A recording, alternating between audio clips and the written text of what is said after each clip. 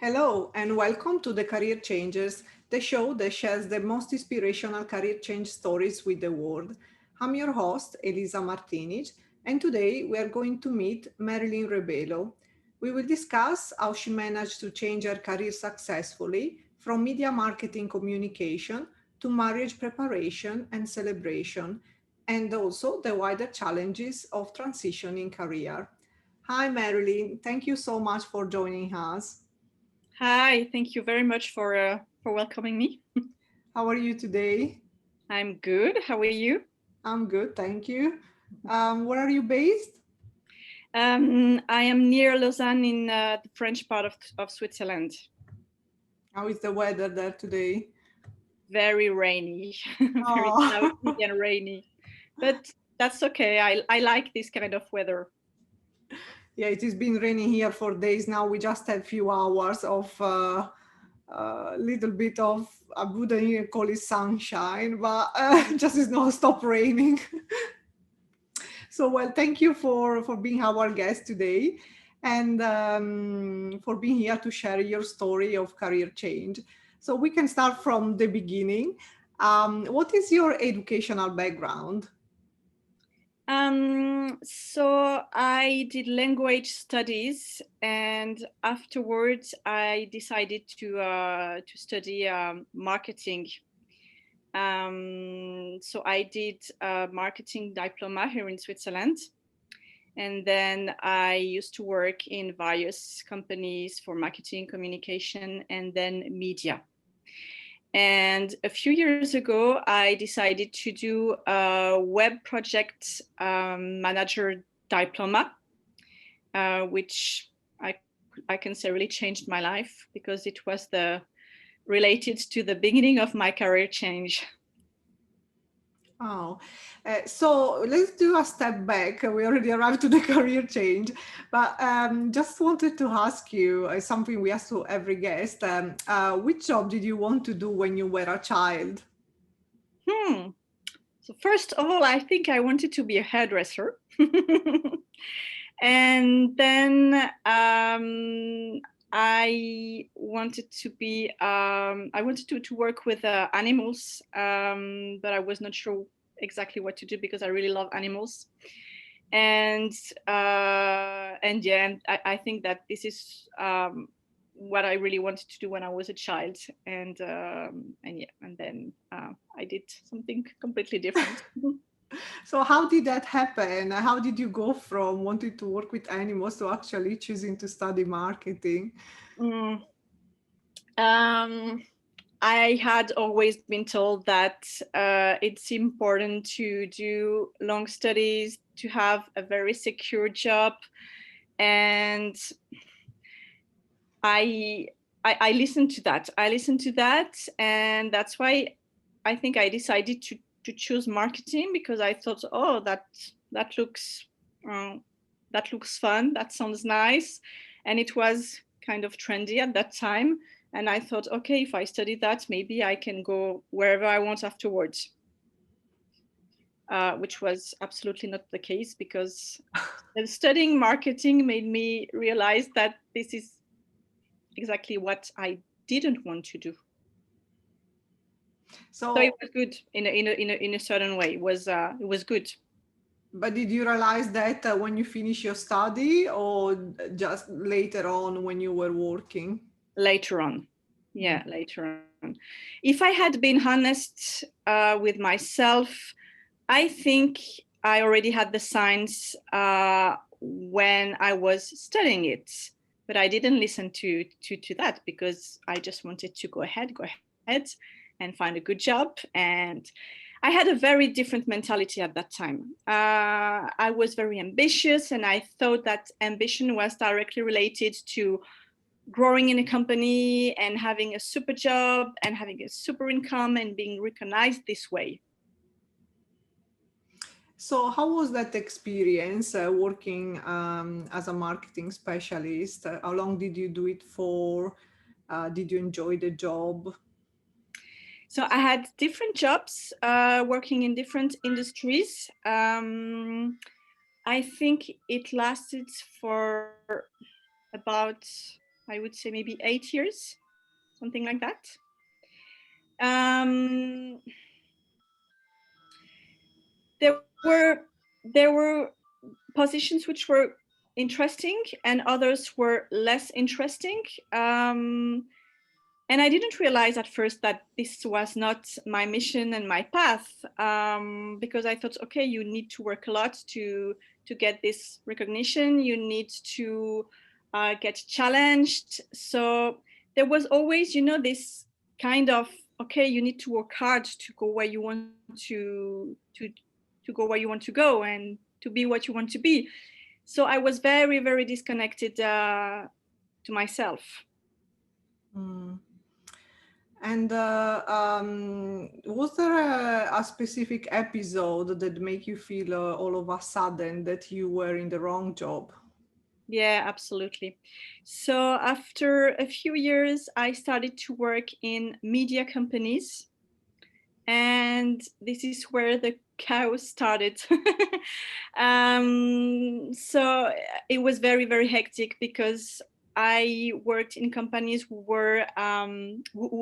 did merge with other companies, and some of them closed and were bought from other media companies. So it was always like that, being fired. So I have not been fired because of myself, but for example, the company decided to close or somebody else decided to buy the company. So it was always like that, being fired and go to another media company. And it's here in Switzerland, it's a very small world, the media world. And yeah, it was always like that, from one to another.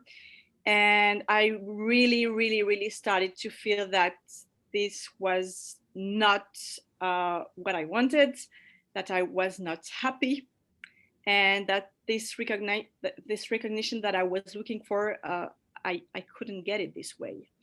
And I started to be very, very, very unhappy, but still not very honest with myself. And there was an episode which really was at the start of everything. It's when I got hired by a big media company here in Switzerland, and a few years after they decided to. So we were two having the same job but for different medias, and they decided to keep just one of us. And instead of choosing, they decided that we would. It was not a fight, but almost that we would. Or a competition? Exactly, that both of us would have an interview, and that they could, yeah, choose, and that we had really, like, to fight to keep our job. And I remember that with all of my integrity, when I heard that, it was like a shock, really a shock. And even the process, because my boss took weeks to tell me what was going on. I knew that something was going on, but I didn't know exactly what. So it was really, like an internal process of I can feel that there is something wrong, but I don't know what, and I know I need to wait. And when I was aware of what was happening, it was really like a shock. And it was like, no, no, no, no, no, no. I don't want to be part of this. Mm. So Yeah, I it did must... that. Sorry. No, go on. So I decided to I decided to quit. I decided to quit, and it was not that easy because they were angry not to have the choice. Oh. So yeah, so it was a bit of a conflict still afterwards, and this really made me stronger. So at the beginning, I was super weak. I lost like 10 kilos. I was very like, okay, so what am I going to do right now in my life? Because this was my life. My job was my life. I was so ambitious. And really, I was like, yeah, I was done. But I had this, as I say it again, integrity, and my values were stronger than that. So I So decided to follow my values. So what did you start? I imagine you had to do lots of inner work initially to overcome the pain and the disappointment of this situation after you put so much energy into your job. And also, I think on the human side, to go through those processes is very painful, Yeah. and that's the part that usually is kept hidden in the corporate world. So while you were going through this process, when did you start to think what I'm gonna do next? And yeah, how do you come up with your idea? Yeah, so it was at that time that I was studying for this web project manager diploma. And at that same year, I was getting married.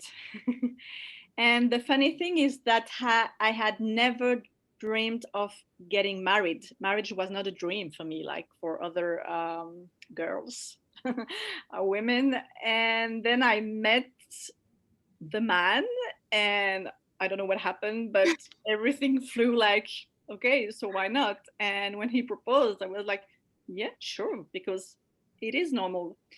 And we chose not to do a traditional and classical wedding because uh, it was not what we were, and we are not religious. We have other beliefs. So we thought, okay, we could create something special, something different, something meaningful, and something very personal. And of course, not only a civil or administrative wedding, because if we do something, it's really more than that. And I remember that at this time I was studying for this web project manager diploma, and I had this conversation with my director, and so it was a woman, and she told me, but for your thesis, why don't you choose something personal, something you like? Because she was aware of the situation and what happened with that company, and she knew that I was very weak at that time, and that I couldn't run a project related to the company. So she suggested that I could choose something personal, and I was like, oh, so we got married this year. We created something very different, and I am sure that other people would need that. And for me, it was such a trigger, a revelation, because I decided to write our own ceremony. So we thought about that together with my husband, and I decided to write it. And when I decided to write it, something really happened inside of me. It was like a huge freedom, connection. I don't know how to explain that, but it was like if I had gone back to myself. I used to love writing, but I had lost this kind of passion because, of course, this is not what I did in my marketing and media jobs. And yeah, I would say it was like a reconnection. And I thought that maybe I could help other people who need this kind of service. And also putting words on emotions, it was something like magical for me, really magical. And I thought, okay, there is something to do. I am sure that I felt that this could lead somewhere. And so after this conversation with my director of thesis, I chose to create a project around these symbolic and secular commitment ceremonies from start to finish. And what happened next was also like really a magical thing, because I wrote my thesis, and it was really like very, very easy, very,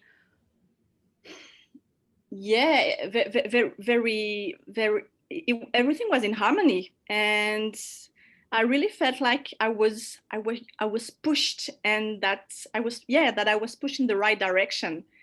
So I so I finished my thesis and I passed the exams.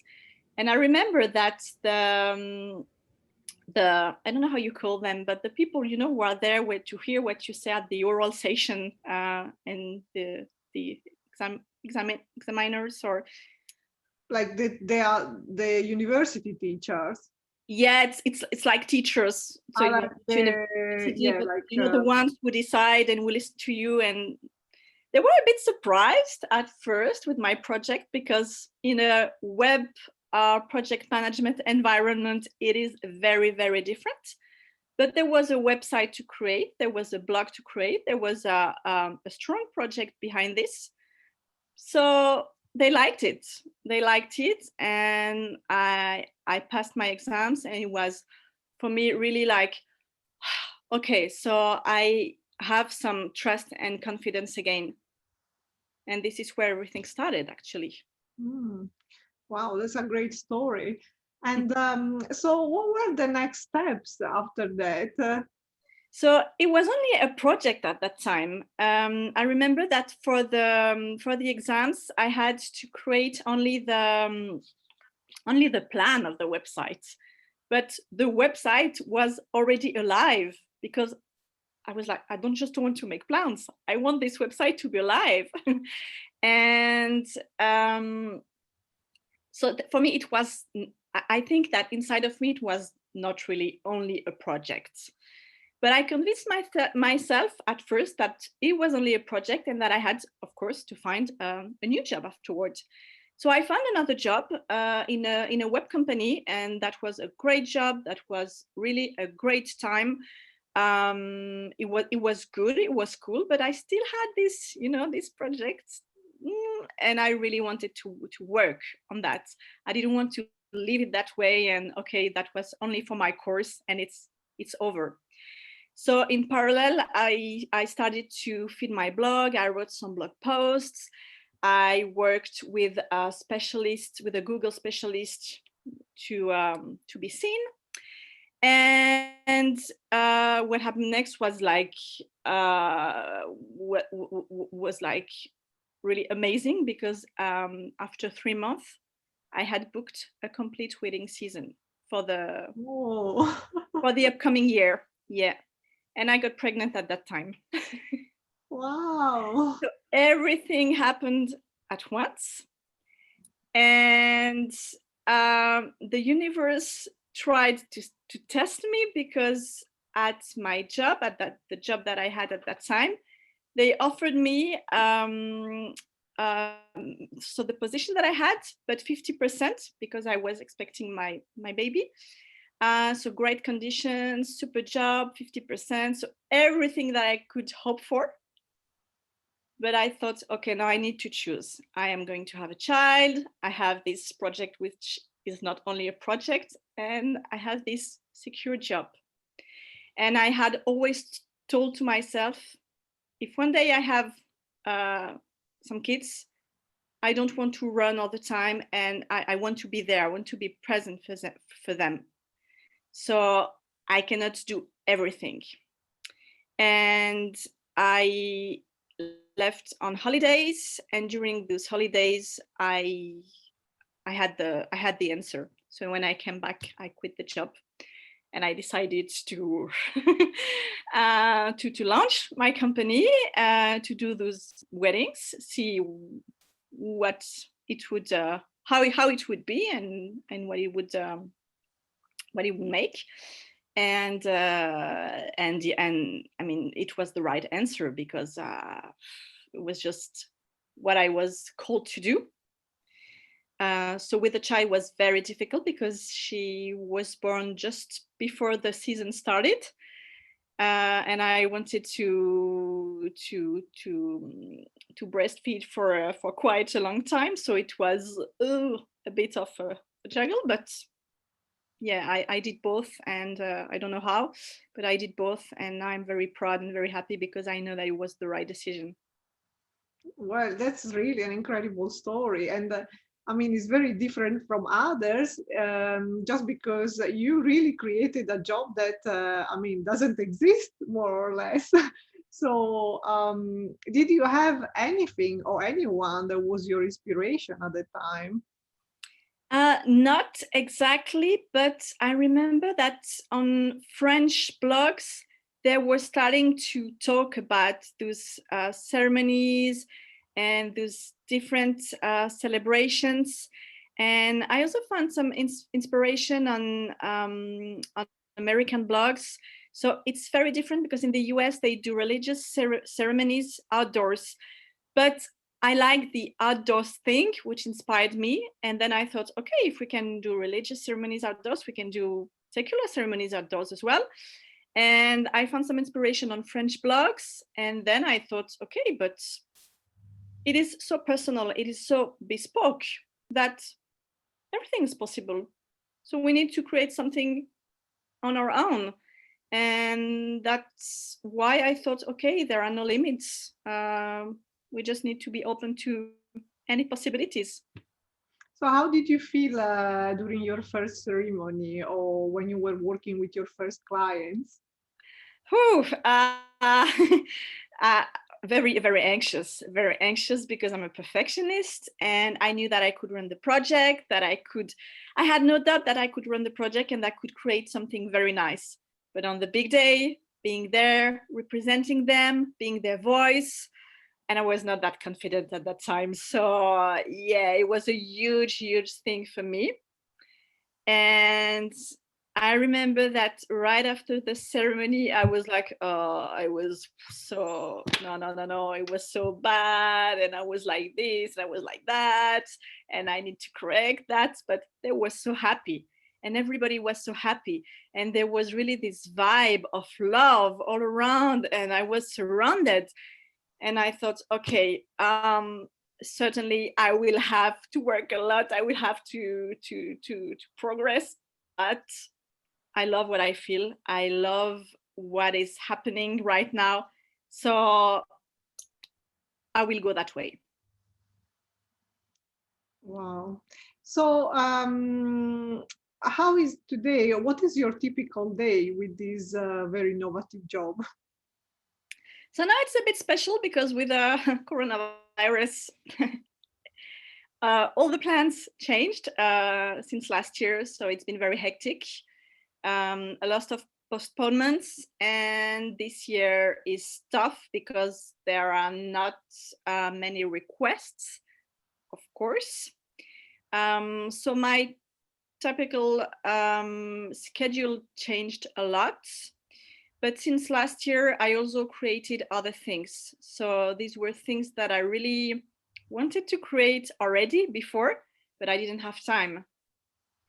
And once everything happened with the first lockdown, I decided, okay, maybe it's the time to really think about these new things that I want to create and launch them. So I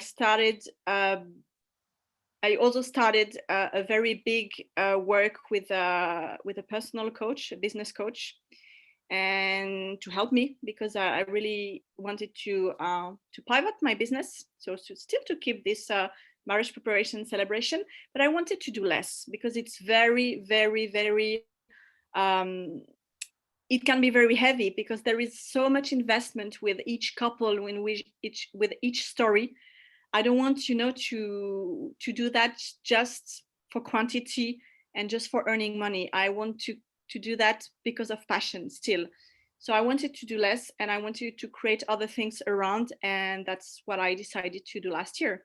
So now my typical days are very it's various because yeah, sometimes it's really about writing a lot, writing ceremonies, meeting new clients.